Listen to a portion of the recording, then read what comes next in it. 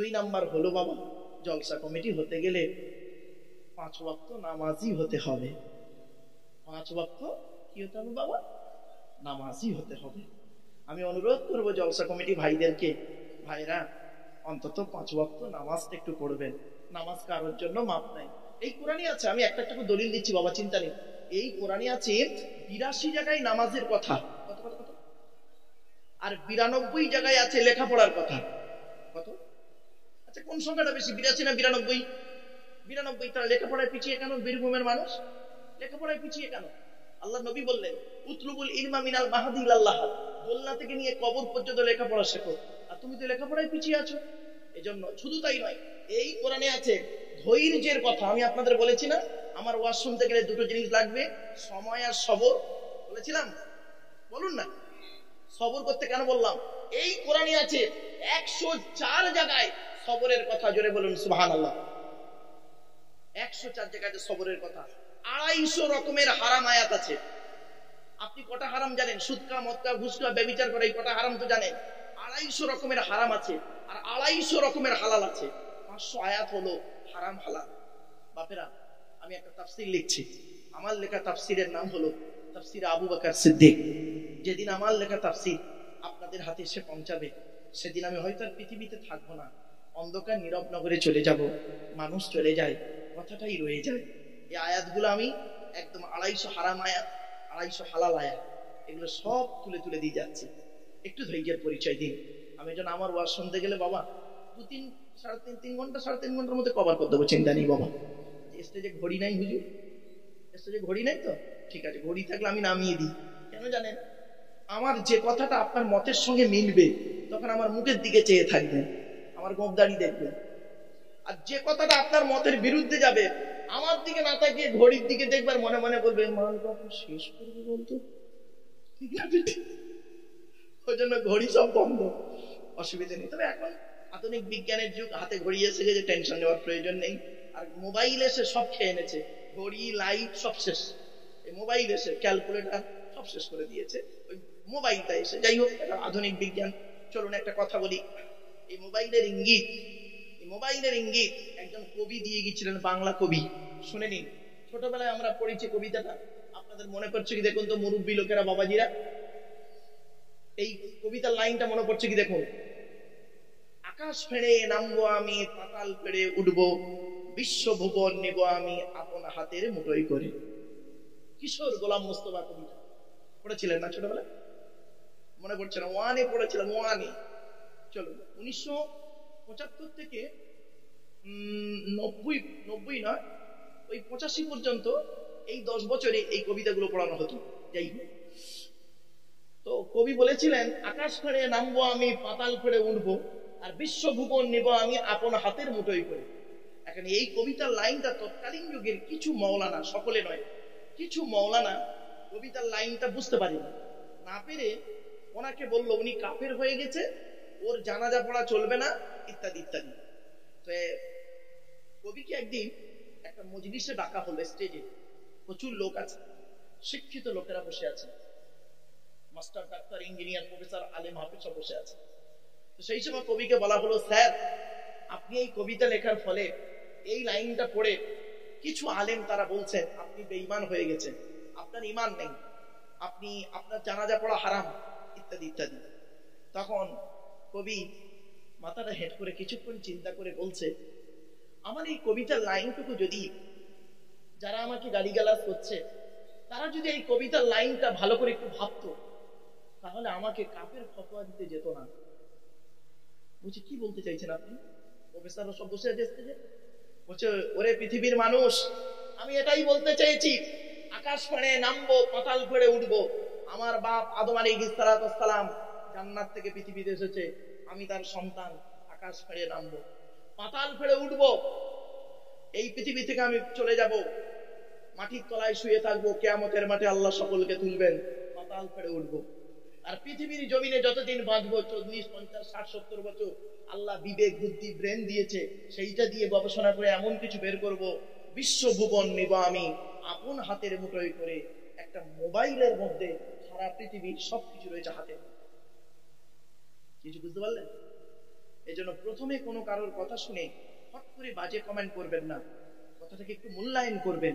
বাপেরা চলো এবার আসছি 3 নাম্বার। জলসা কমিটি হতে গেলে হালাল খাবার খেতে হবে। তাহলে 3টে কি কি এলো? 1 নাম্বার সৎ হতে হবে, 2 নাম্বার 5 ওয়াক্ত নামাজি হতে হবে, 3 নাম্বার হলো কি? বলুন বলুন, হালাল খাবার খেতে হবে।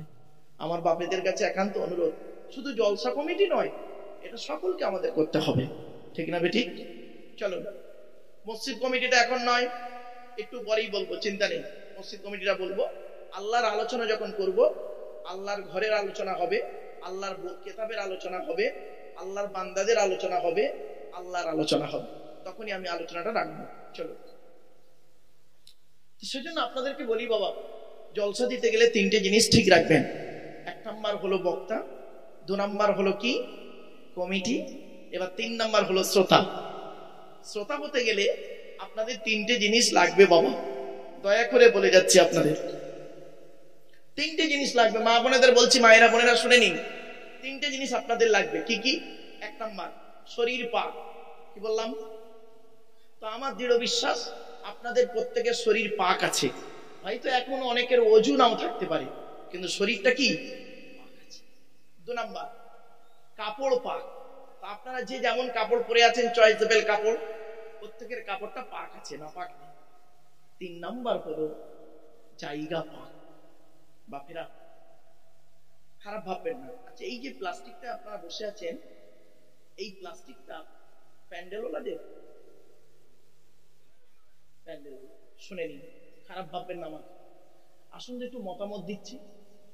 এই প্যান্ডেল প্লাস্টিকটা এখানে আজকে প্যান্ডেলওয়ালা পেতে দিয়েছে, আগামীকালকে আবার অন্য জায়গায় জলসায় পেতে দেবে, অথবা 2-4 দিন পরে এই প্যান্ডেলটা যাবে, এই প্লাস্টিকটা যাবে শ্রাদ্ধ বাড়ি, খানা বাড়ি, অন্নপ্রাশন বাড়ি, মরা বাড়ি। আবার এখানেই দেখবেন, জলসার পরে দেখবেন কত মানুষ জুতো পায়ে দিয়ে এর উপরে ঘুরবে। এবার এই প্লাস্টিকটা আবার কালকের যেখানে জলসা হবে ওখানে আবার ও পেতে দেবে। এটা তো 3 বার করে ধোয় না, পেতে দিল। সত্যিকারের একজন নামাজি মুসল্লি মানুষ, যার শরীর পাক, কাপড় পাক, সেই লোকটি এই প্লাস্টিকের উপরে বসার কারণে তার কাপড়টা নাপাক হয়ে যাওয়ার সম্ভাবনা খুবই বেশি, ঠিক না বেঠিক? তাহলে কি করা দরকার ছিল? এই প্যান্ডেলওয়ালাদের মালের উপরে আপনারা করবেন কি, মসজিদ থেকে নামাজের মুসাল্লাগুলো এনে সুন্দর করে বিছিয়ে দেবেন, আর দিয়ে লিখে দেবেন, দেয়ালে দেয়ালে লিখে দেবেন খুঁটির গায়ে, বিনা অজুতে, দয়া করে বিনা অজুতে প্রবেশ করবেন না।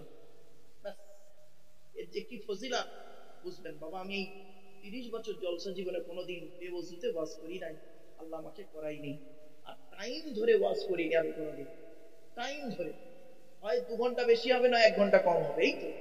কিন্তু আলোচনা করতে করতে বাবা একটু ধৈর্যের পরিচয় দিন, অনুরোধ করে যাচ্ছে। ওযু অবস্থায় বসবেন, আল্লাহর রহমত নাযিল হবে। আমার বাপেরা, যা হয়েছে হয়েছে, আগামী দিন থেকে যেখানেই জলসা শুনতে যাবেন, দয়া করে আপনাদের অনুরোধ করছি, আমি অর্ডার করছি না আপনাদের, কারণ অর্ডার করার মালিক হলো আল্লাহ, ঠিক না বেটি? আমি আপনাদের মানে কি করতে পারি, পরামর্শ দিতে পারি। চলুন এবার আসছি। وقال الله تعالى في كلام المجيد والفرقان الحميد إن الله وملائكته يصلون على النبي يا أيها الذين آمنوا صلوا عليه وسلموا تسليما। দরুদ শরীফ। اللهم صل على سيدنا مولانا محمد وعلى آل سيدنا مولانا محمد। বাপেরা, একবার ওই দরুদটা একটু দয়া করে পড়বেন, যে দরুদটা আমরা নামাজের মধ্যে পড়ি, একবার একটু দয়া করে পড়েন না। আল্লাহুম্মা সাল্লি আলা মুহাম্মাদিন ওয়া আলা আলি মুহাম্মাদ কামা সাল্লাইতা আলা ইব্রাহিম ওয়া আলা আলি ইব্রাহিম ইন্নাকা হামিদুম মাজিদ। আল্লাহুম্মা বারিক আলা মুহাম্মাদ ওয়া আলা আলি মুহাম্মাদ কামা বারাকতা আলা ইব্রাহিম ওয়া আলা আলি ইব্রাহিম ইন্নাকা হামিদুম মাজিদ। নবীর উপরে দরুদ পড়লেন কেন? এই কোরআনে লেখা আছে। 22 নম্বর পারার 5 নম্বর পৃষ্ঠা 6 নম্বর লাইন, সূরার নাম সূরা আহজাব, আয়াত নম্বর 56, আল কোরআন। আল্লাহ বলছেন, ইন্নাল্লাহা ওয়া মালাইকাতাহু, নিশ্চয়ই আল্লাহ রাব্বুল আলামিন এবং তার মালায়েকা ফেরেশতারা, ইসাল্লুনা আলান নবী, আল্লাহর প্রতি রহমত বর্ষণ করে, আর মালায়েকা ফেরেশতারা নবীর জন্য মাগফিরাত তলব করেন। ইয়া আইয়ুহাল্লাযীনা আমানু, হে ঈমানদার বান্দাগণ, সাল্লু আলাইহি, তোমরা নবী মুহাম্মদ সাল্লাল্লাহু আলাইহি ওয়াসাল্লামের উপরে দরুদ পড়ো, ওয়া সাল্লিমু তাসলিমা, এবং নবীর প্রতি আন্তরিকতার সঙ্গে সালাম প্রেরণ করো। এই আয়াতটা হলো আয়াতে মুতলাক, সেন্টেন্স বা জুমলাটা হলো মফউলে মুতলাক, বাবে তাফঈলের মাসদার। বাপেরা শুনে নিন, সাল্লু শব্দের চারটা মানে হয়। কটা মানে? চারটা।